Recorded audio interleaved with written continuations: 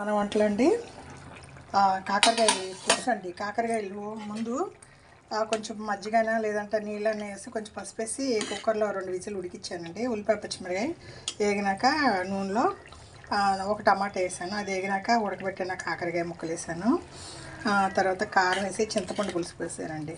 కాకరకాయలు సాఫ్ట్గా ఉంటాయి, చేదు కూడా అంత ఉండదండి. పుల్లగా ఎక్కడో లైట్గా చేదు తగులుతుంది. అలా ఇంకా కొంచెం ఎగరాలండి, ఈ పులుసు కొంచెం ఎగరాలి.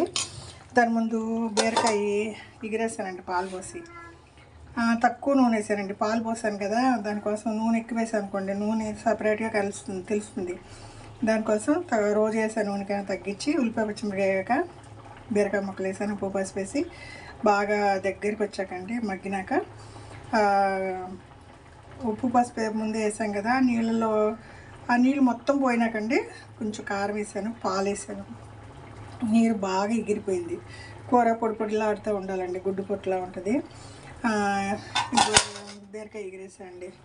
ఇంకా కాకరకాయ పులుసు కొంచెం దగ్గరికి రావాలి. అన్నిటికన్నా ముఖ్యం ఇవాళ గోంగూర పచ్చిమిరపకాయలు వేసి పచ్చడి చేయమన్నారు మా వారు. సరే వంట అంతా అయిపోయే ముందు తెచ్చారు.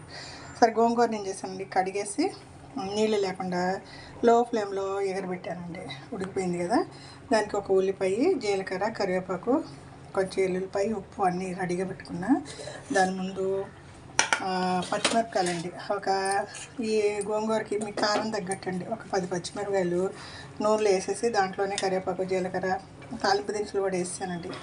ముందు మిక్సీలో మీరు పచ్చిమిరపకాయలు, ఎల్లుల్లిపాయ, జీలకర్ర, కరివేపాకు ఒక చుట్టు వేసి తర్వాత గోంగూర వేసి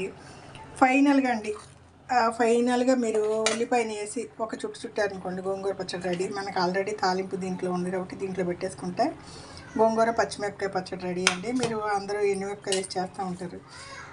ఎక్కువ హోటల్స్లో పెళ్ళిళ్ళలో పచ్చిమిరపకాయలు వేసి చేస్తారండి. ఇది బాగుంటుందండి, నిల్వ ఉంటుంది. మేము నీళ్ళు ఏమి వేయట్లేదు కదా, మనం చక్కగా అంటే 4-5 రోజులు నిల్వ ఉంటుంది. దీంట్లో ఉల్లిపాయ మాత్రం కంపల్సరీ వేయాలండి. చిన్న చిన్న ముక్కలుగా కోసేసుకోవచ్చు, లేదా మిక్సీలో ఊరికే ఒక్క ఉండండి. ఫైనల్గా పచ్చడి అంతా రెడీ అయిపోయినాక మిక్సీలో ఫైనల్గా రెడీ ఒక్క చుట్టారంటే ఉల్లిపాయ ముక్కలు చిన్నగా కలిసిపోతాయండి. ఇదండి. ఇంకా పచ్చిమిరకాయలు చల్లారిపోయినాయి. ఇది మిక్సీ పట్టి అనుకోండి, స్టవ్ ఆపేసేస్తే కాకరకాయలు ఉడికిపోయిందండి. కూర నూనె పైకి వచ్చేసింది కదా, పులుసు కొంచెం ఎగరాలి. కొత్తిమీర ఉందండి, కొత్తిమీర వేసేసి ఇంకా ఆపేస్తా. ఇవ్వండి బీరకాయ కూర, కాకరకాయ పులుసు, గోంగూర పచ్చడి అండి. ఈ పచ్చడి కొంచెం రెడీ చేసేస్తా. ఓపుకుంటే రోట్లోనే కొడతానండి. రోలు కడగాలి, ఎండబెట్టాలి, కింద కూర్చొని కొట్టలేమండి. ఇప్పుడు ఎండ వచ్చేసిందండి. ఎండకి చెమటలకి పోయికాడ ఉండలేకపోతున్నాం, ఎక్కువసేపు నిలబడలేము. దానికోసం మిక్సీలో కానిచ్చేస్తానండి. పూటకి చక్కబద్దిగా పచ్చిమిరకాయలు నలిగాక గోంగూర వేసి ఫైనల్గా ఉల్లిపాయ వేసేస్తాను. ఉప్పు వేసా, కరెక్ట్గా ఉప్పు వేసుకుంటా అంటే బాగుంటుంది పచ్చడి. ఇది వెస్ట్ గోదావరి అమ్మమ్మ వంటల వీడియో అండి. ఈరోజు సింపుల్గానే ఉన్నాయండి, సింపుల్ వంటలే. సాయంత్రానికి కూడా కూరలు ఉంటాయి, టిఫిన్ వేసుకుని కూరలు, ఈ పచ్చడి ఏదో దాంట్లో నంచుకుని ఇంకా కొంచెం కారపొడి చేశాను నిన్న, ధనియాల కారం వీడియో కూడా వేసానండి. ధనియాలు, నువ్వులు వేసి కారం పొడి ఉందండి. టమాటాలు, పచ్చిమిరకాయ వేసిన పచ్చడి కొంచెం ఉంది. సాయంత్రం టిఫిన్కి కూడా ఈ కూరలు నంచుకుని తినేసి వేయచ్చండి.